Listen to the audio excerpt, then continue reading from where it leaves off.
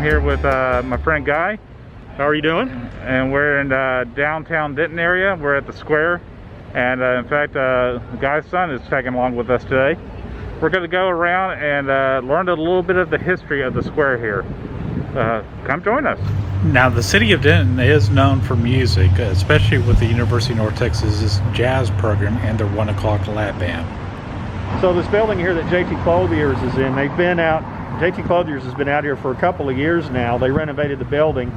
It's varied on what it's been over the years, but this is actually the site of Texas Normal College, which was the start of UNT back in the early 1900s. So what's interesting about this is how they used to name schools back in the early 1900s. I would have never considered a school to be called a normal college, but you'll find this on other places like TWU and other colleges throughout the country. We're inside the Sherman building on the southwest corner of the square, and while this doesn't have a marker, it does have historical significance to the city of Denton and the county. Back in 1997, the original building that used to be here actually burned down. They had picked up fire agencies from all the towns surrounding the county back then to help prevent the spread of the fire on this building. They had fire agencies from Sanger, Aubrey, Louisville, Argyle, Crum, and Ponder all coming out here to try and protect the history. Now, there's no marker on this building, but they did reconstruct it, and it's now a law office and partial parking space for the tenants of the law office.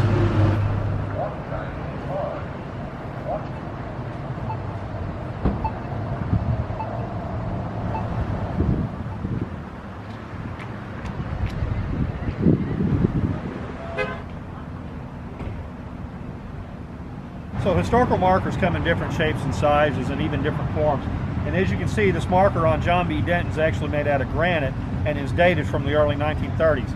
You'll find markers throughout the state that are made out of granite. Some will be metal plaques, and then others are the traditional that you see on the side of the road or on the side of the buildings.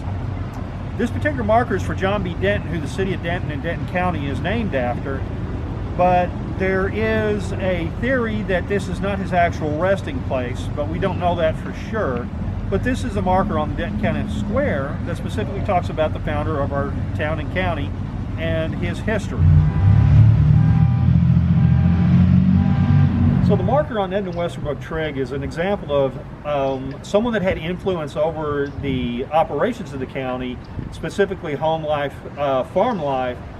While she may not have had anything to do specifically on the square, it's about the impact that she had on the residents of Denton County, particularly during 1900 through 1937, where she worked to help educate women on how to perform things in the house, the farm, and even her role on bonds during the First World War.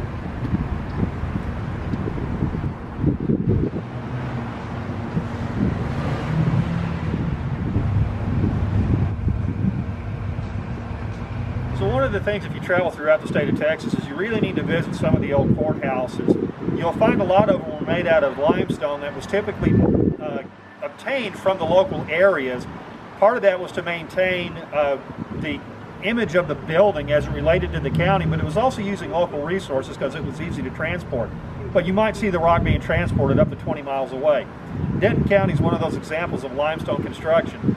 The engineer and architect of this building actually designed multiple county capitals or county courthouses throughout the state of Texas, including Denton County, Wise County, Hill County. This is Denton County's 5th courthouse, and it's the 2nd at this location, the 4th one being lost to fire.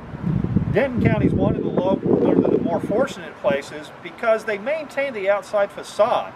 Fannin County, if you ever get up towards Bonham, is actually remodeling theirs at this point in time, where they used to have a lot of paneling on it, and it gave it this real cold 1960s Cold War feeling, but they're restoring it back to the original limestone facade that was underneath those panels.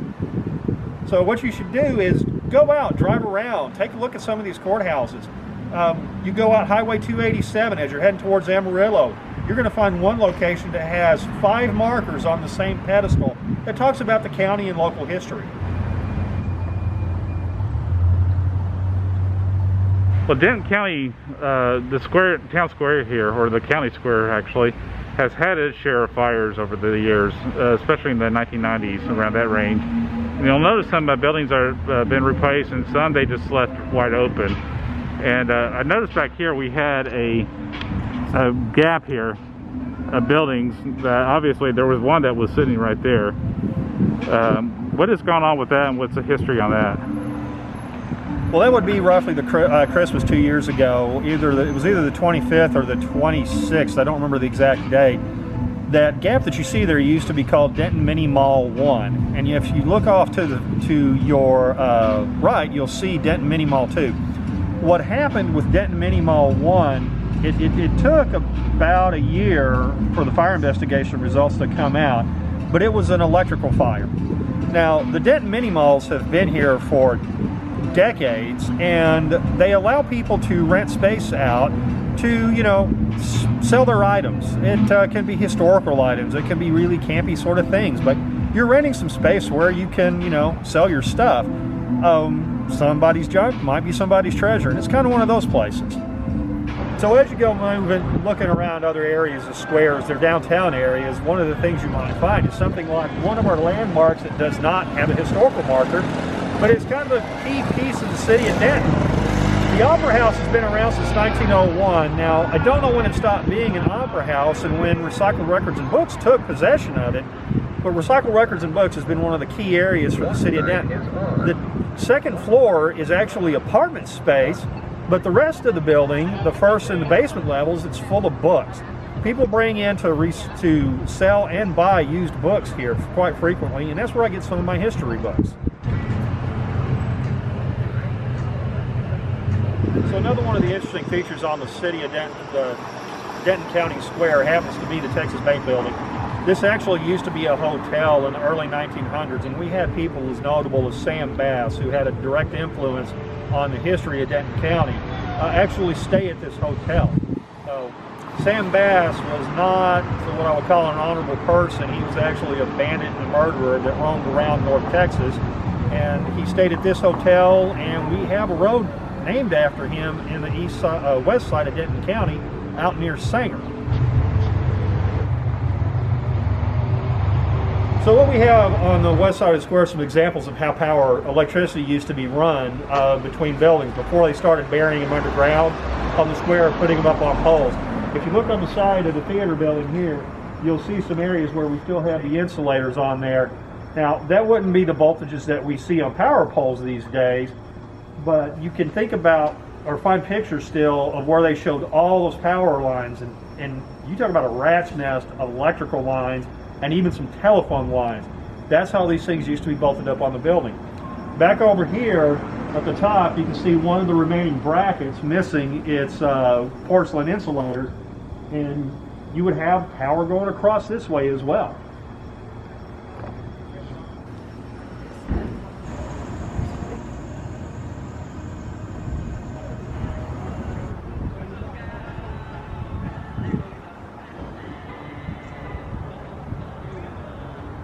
So the city of Denton used to have multiple theaters on the square, and there's still two present. Now, the one on the far west side of the square, kind of center, is under some form of renovation at this point in time. But behind me is the campus theater, and it's been here for quite a long time. While I used to show movies here, it's now a community theater where my family and I sometimes come out on Christmas to watch plays, community plays. So this also contains a historical marker and is listed as a National Historic Landmark.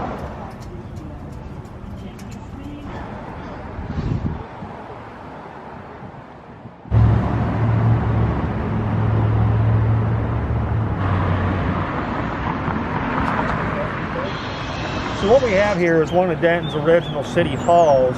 They haven't actually done business in this building at City Hall since around 1970, but it's actually housed things like fire department, police department, and did some other municipal activities up until, I want to say around 1996-97 time frame. City Hall actually moved their offices back in the 60s to where it is now with the city pool down McKinney Street. One of the things about this building was it was built in 1929, just before the Depression, and if you look at the building closely, you can see the type of brick that was used to create this facility.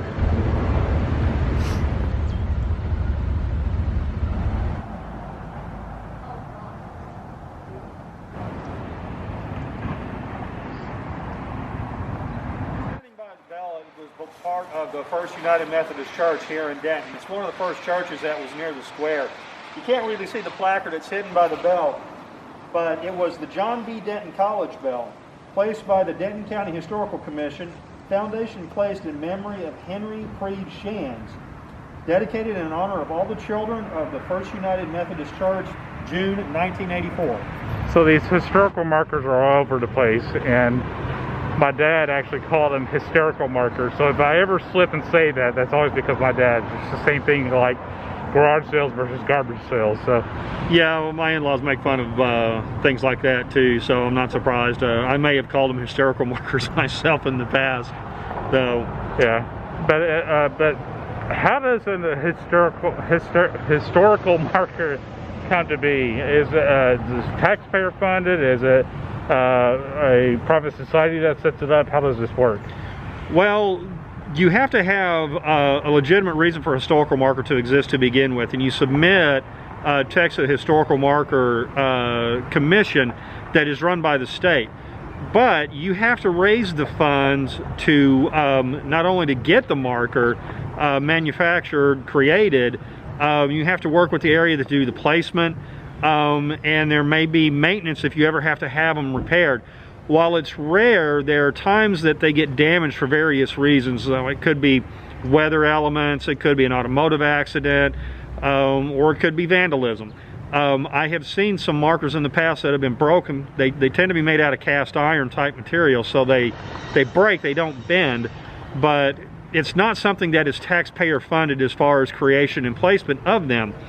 When they tend to be awarded, they usually are newsworthy events, like the one for Miss Triggs on the south side of the square, or Quakertown Park here in the city of Denton, that has a unfortunate history of how people were treated, so the city could take over some property, but they did go out of their way eventually to do a historical marker. There are placards on TWU property, like the wedding chapel that a lot of people tend to rent out. Now, private individuals can raise the funds, community groups can raise the funds, and even in cases of like TWU or even markers that UNT have on campus, those may be the students, or it could actually be the school that actually brings those up. So if you know of something that is as historical relevance, before that knowledge is lost, I'd recommend doing something like a historical marker. The state of Texas is littered with them. You can look up on the Texas Historical Commission side a map. Now the map's not 100% complete. There are new markers that haven't been placed yet, and then there are some markers that are on private property, but they still help mark Texas history. Mm-hmm. Excellent, excellent. Well, Guy, I appreciate you coming out here with us and let us hang out with you. I'm glad you all got to hang out with us, and this is just part of Getting Out Life. And until next week, take care and be safe. Bye.